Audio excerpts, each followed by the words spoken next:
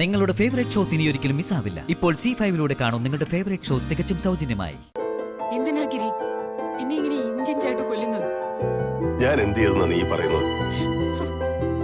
ശത്രുക്കളോട് പോലും ചെയ്യാൻ പറ്റാത്ത ദ്രോഹം അതാ ഇപ്പൊ എന്റെ അടുത്ത് ചെയ്തോണ്ടിരിക്കുന്ന ഗിരി. നീ കാര്യം എന്താണെന്ന് വെച്ചാ മനുഷ്യന് മനസ്സിലാവുന്ന രീതി പറ സുമി. മറ്റന്നാള് കല്യാണത്തിന് ഗിരി വരുന്നില്ലല്ലേ?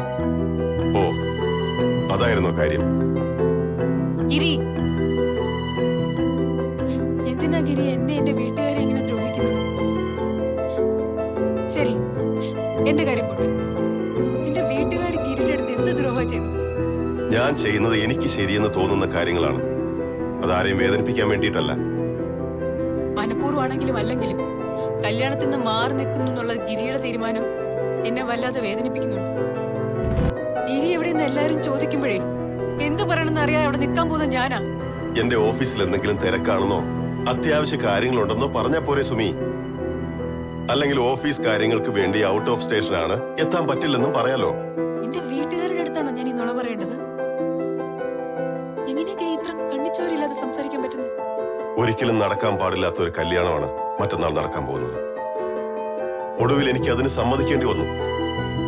ഞാനതിന് സമ്മതിച്ചു എന്നതിനർത്ഥം ആ വിവാഹത്തോടുള്ള എന്റെ എതിർപ്പ് മാറിയെന്നല്ല സുമി. മറ്റന്നാൾ നടക്കാനിരിക്കുന്ന ഈ കല്യാണം എന്റെ അമ്മയെ ഞാൻ തോൽപ്പിക്കുന്നതിന് തുല്യമാണ് സുമി. ഞാനത് ചെയ്തു. എന്റെ അമ്മയെ ഞാൻ തോൽപ്പിച്ചു. ഇനി ഞാൻ ആ കല്യാണത്തിൽ പങ്കെടുത്ത് സദ്യ ഉണ്ണുകയും വേണമെന്നാണോ നീ പറയുന്നത്? നടക്കില്ല സുമി. എനിക്ക് ജീവനുണ്ടെങ്കിൽ ആ കല്യാണത്തിൽ ഞാൻ പങ്കെടുക്കില്ല. എന്റെ അമ്മയുടെ മകനായിരുന്നുകൊണ്ട് എനിക്കത് ചെയ്യാൻ കഴിയില്ല.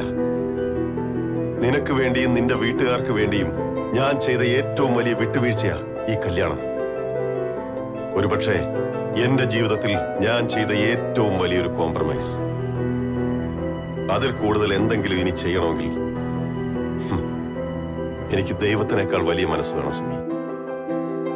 പക്ഷെ ഞാനൊരു സാധാരണ മനുഷ്യനായി പോയില്ലേ. നന്ദിതയുടെയും നിതീഷിന്റെയും കല്യാണം എന്ന് പറയുന്നത് ഞാൻ ജീവിതത്തിൽ ഒരുപാട് ആഗ്രഹിച്ച ഒരു കാര്യത്തിന്റെ തകർന്നടിയിലാണ്. അത് നിനക്കും അറിയാം. എന്റെ അമ്മയോടൊപ്പം വീണ്ടും ഈ വീട്ടിൽ ഞാൻ സ്വപ്നം കണ്ട ഒരു ജീവിതമുണ്ട്. എന്റെ 12ാമത്തെ വയസ്സിൽ കൈവിട്ടു പോയ എന്റെ ഒരു സൗഭാഗ്യം. അതാ ഞാൻ തിരിച്ചു പിടിക്കാൻ ശ്രമിച്ചത്.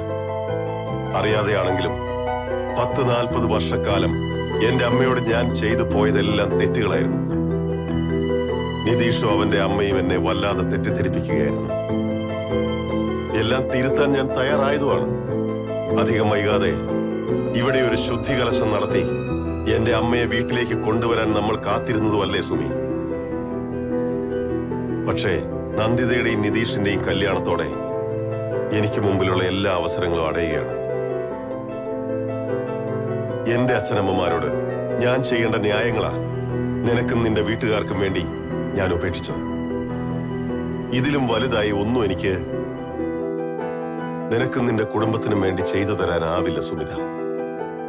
നിനക്ക് അല്പമെങ്കിലും മനസാക്ഷി ഉണ്ടെങ്കിൽ മറ്റന്നാളത്തെ കല്യാണത്തിന് വരാൻ എന്നെ നീ നിർബന്ധിക്കരുത്, പ്ലീസ്.